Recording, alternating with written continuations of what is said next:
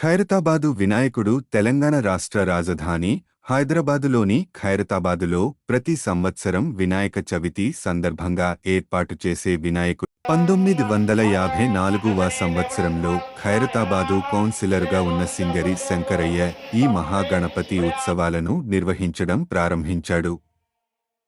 ఖైరతాబాదు గణేశుడు ని 1954 సంవత్సరంలో 1 అడుగు ఎత్తు విగ్రహంతో మొదలుపెట్టారు. ఈ అనగా 2024వ సంవత్సరంలో 70 అడుగు ఎత్తు విగ్రహంతో ఖైరతాబాదు గణేశుడు భక్తులకి దర్శనం ఇస్తున్నాడు. జస్ట్ 7 టీవీ ద్వారా ఖైరతాబాదు గణేశుడుని చూడండి. శ్రీ సప్తముఖ మహాశక్తి గణపతిగా ఖైరతాబాదు వినాయకుడు భక్తులకి దర్శనం ఇస్తున్నాడు.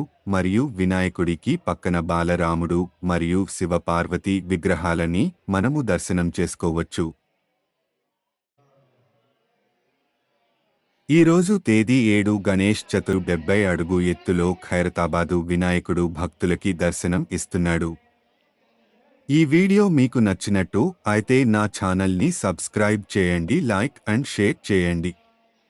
ఇక్కడ 11 రోజుల పాటు జరిగే ఈ ఖైరతాబాదు గణేష్ ఉత్సవ మేళాలో రాష్ట్రంలోని ఇతర ప్రాంతాల నుండే కాకుండా భారతదేశంలోని ఇతర రాష్ట్రాల నుండి వేలాది మంది భక్తులు వచ్చి ఈ భారీ ఎత్తైన వినాయకుడిని దర్శిస్తారు.